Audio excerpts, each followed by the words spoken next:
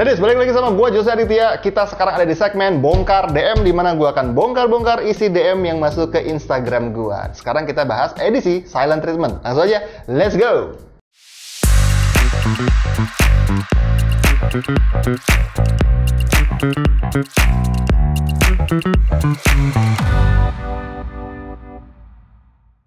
Yo, what's up ladies? Sama gue lagi Jose Aditya. Gue adalah seorang founder dari True Love dan juga professional love and relationship coach. Dan gue udah di profesi ini sekitar 8 tahun. Jadi untuk lo yang baru pertama kali kenal sama gue, baru pertama kali mampir di video ini, salam kenal, semoga betah. Boleh yuk di like dulu, di subscribe, ataupun di share ke teman-teman lo. Kita sekarang ada di segmen namanya Bongkar DM, di mana gue akan ngebongkar DM-DM kalian yang masuk, yang isinya itu curhatan, keluhan, resahan yang kalian kirimkan kepada gue. Dan hari ini segmennya adalah tentang silent treatment. Ayo teman-teman, siapa yang lebih sering melakukan silent treatment? Kira-kira laki atau perempuan kalau dalam sebuah relationship? Ayo. Gue nggak tahu sih secara data, tapi gue melakukan polling kecil-kecilan ke follower gue. Dan lu bisa lihat sendiri nih di screenshotnya, ternyata 73% pelakunya lebih banyak perempuan. Nah, kalau lu gimana? Beda-beda ya setiap orangnya. Terus, kalau misalkan lu sering silent treatment, solusinya apa? Dan kalau lu dapetin silent treatment juga solusinya apa? Langsung aja kita masuk ke curhatan yang pertama. Oh iya, untuk lu yang pengen curhatannya dibahas sama kita di episode yang berikutnya, yuk follow dulu akun Instagram kita di @lovecoach.id. Silahkan kirim DM ke sana, dan pas dikirim DM, coba kasih hashtag bongkar DM. Dan identitas kalian aman, gue cuman ngebacain aja. Nanti gue kasih juga solusinya. Insya Allah kalau ada solusinya. Kalau nggak ada solusinya ya paling gue bacain doang. Nah, kita mulai ya dari pertanyaan pertama. Pertanyaan pertama itu dari mana dia DM-nya? Oke. Dia bilang, "Malam coach, aku mau nanya nih, ada saran nggak untuk korban silent treatment seperti aku? Apa yang harus dilakuin ya? By the way, aku udah 1 bulan ini di silent treatment sama pasanganku sendiri, orang yang berniat serius sama aku." Wow, 1 bulan cukup lama. Dan ini ada fenomena menarik ya. Gue lupa itu di mana, di Jepang atau di Cina. Jadi ada pasangan, suaminya kalau nggak salah marah masih istrinya, dan dia men-silent treatment kalau nggak salah sampai puluhan tahun, kalau nggak salah 20 atau 30 tahun gitu. Dan itu tuh parah banget, sampai akhirnya si istrinya ngerasa tersiksa.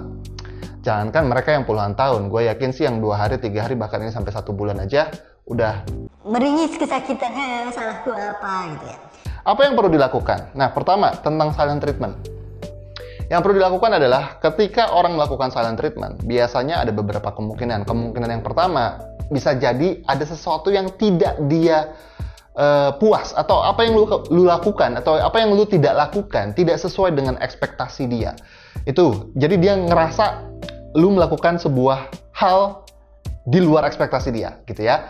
Gue nggak bilang sebuah kesalahan atau sebuah kebenaran, tapi sebuah hal yang di luar ekspektasi dia, sehingga itu bikin dia gak nyaman. Dan di sisi lain, dia malas berkonflik sama lo, atau ngerasa capek lah gue marahan terus, konflik terus, udah gue diemin aja sebagai cara gue mengekspresikan bahwa gue tidak puas sama lo. Itu yang sering terjadi. Nah, dilihat dari definisi kayak begini teman-teman, prinsip dasarnya sederhana.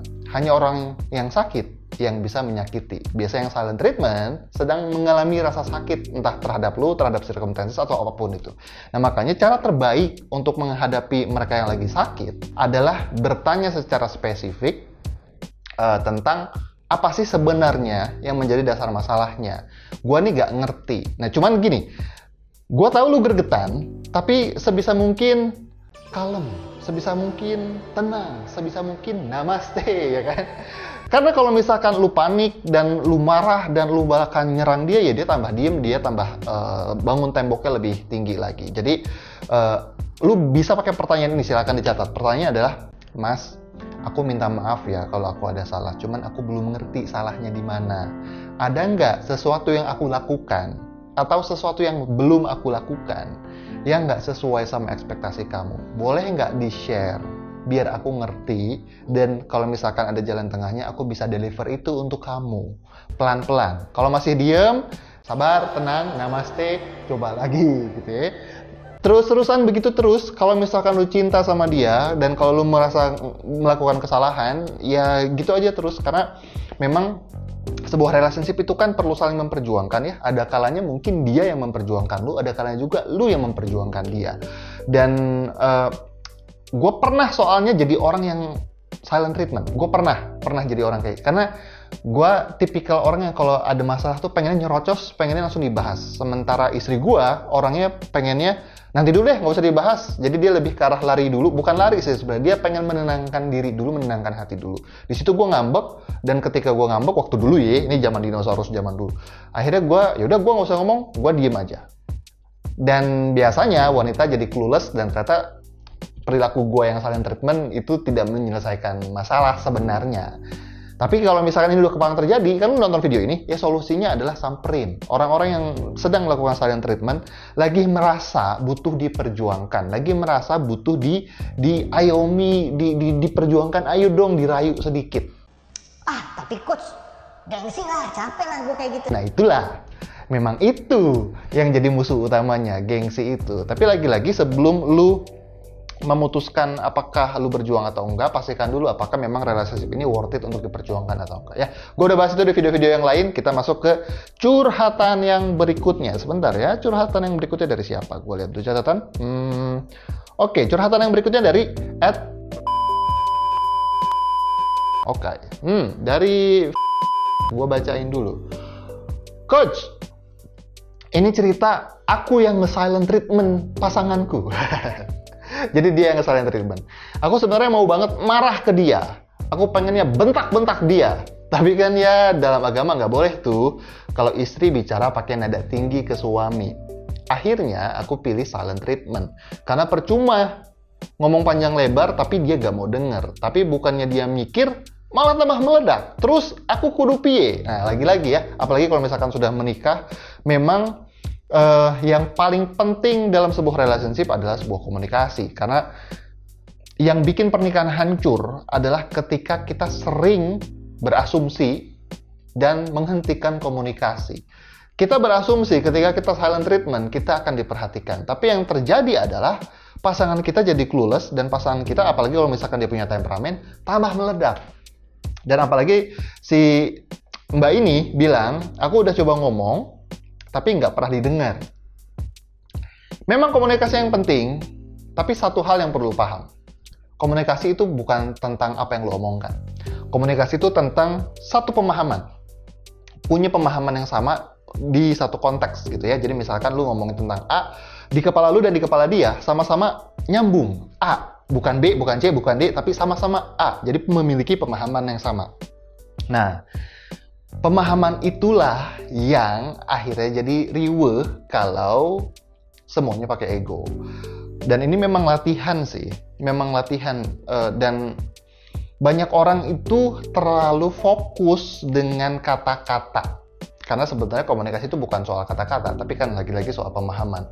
Karena kita sering ngomongin sesuatu yang sebenarnya itu cuma limpahan rasa kekesalan kita, tapi sebenarnya bukan itu maksud kita. Tapi teman bicara kita nangkepnya kata-kata yang menyakitkan itu sehingga mengira kita punya intensi sesungguhnya di balik kata-kata itu gitu ya.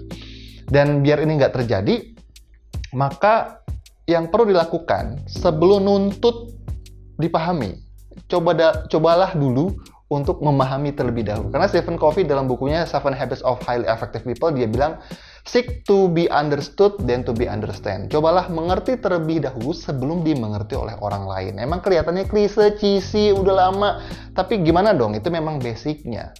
Lu tidak bisa dipahami oleh seseorang kalau lu belum memahami dia. Jangan-jangan selama ini memang belum ada pemahaman, dia belum paham lu maunya apa, lu belum paham maunya apa. Cuman kan, kalau dua-duanya nuntut minta dipahamin, mau sampai kapan, sampai lebaran monyet juga nggak bisa paham. Perlu ada satu yang waras, karena kita percaya banget sadar adalah modal. Kayak di lampu ini, sadar adalah modal. Dan kalau kita bertanggung jawab atas kebahagiaan kita sendiri, maka kita perlu step up. Oke, gue akan coba memahami terlebih dahulu. Apa sih yang bikin dia tidak mendengarkan gue? Jangan-jangan memang gue pakai kosakata yang salah. Jangan-jangan memang gue pakai nada yang salah. Atau jangan-jangan memang cara gue mengkomunikasikan tidak bisa memasukkan pemahaman ke otak dia gitu. Karena prinsip komunikasi itu sangat sederhana. arti dari sebuah komunikasi adalah respon yang lu terima. Artinya, kalau lu masih mendapatkan respon yang belum lu ekspektasikan, artinya cara komunikasi lu belum clear. Kalau cara komunikasi lu udah clear, maka lu akan dapatin respon yang bisa lu terima gitu. Ya. Jadi sebelum menuntut, apalagi pakai silent treatment, coba mulai lagi belajar komunikasi. Lu bisa belajar komunikasi di True Love. Nanti kita akan perlengkap lagi komunikasi antara suami dan istri atau antara pasangan tentang manajemen konflik dan lain sebagainya, biar drama-drama ini tertekan dan drama-drama ini bisa diturunkan, tapi lu bisa memaksimalkan great experience dan happiness bareng sama pasangan lu. Dan gue yakin itu yang lu mau. Hehe. Oke ya, itu yang kedua tentang silent treatment. Untuk lulu semua yang doyan silent treatment, udahlah tobat lah ya. Nah, dari dia bilang, Coach, ini yang sedang aku alami sekarang. Aku udah jadian 4 bulan sama dia, dan tiap aku ngajak ketemu itu kayaknya akhirnya berantem gitu, Coach. Terus diem-dieman. Dan dia sering melakukan itu ke aku dengan alasan ingin menenangkan diri. Wah, ini berarti tipikal kayak bini gua. Kalau lagi marah pengen nenangin diri dulu. Waktu 1-2 bulan dia silent treatment-nya cuma 1 hari, tapi setelah 3 bulan ke atas bisa 3-4 hari. Dan ini udah seminggu Coach silent treatment-nya. Baiknya gimana ya?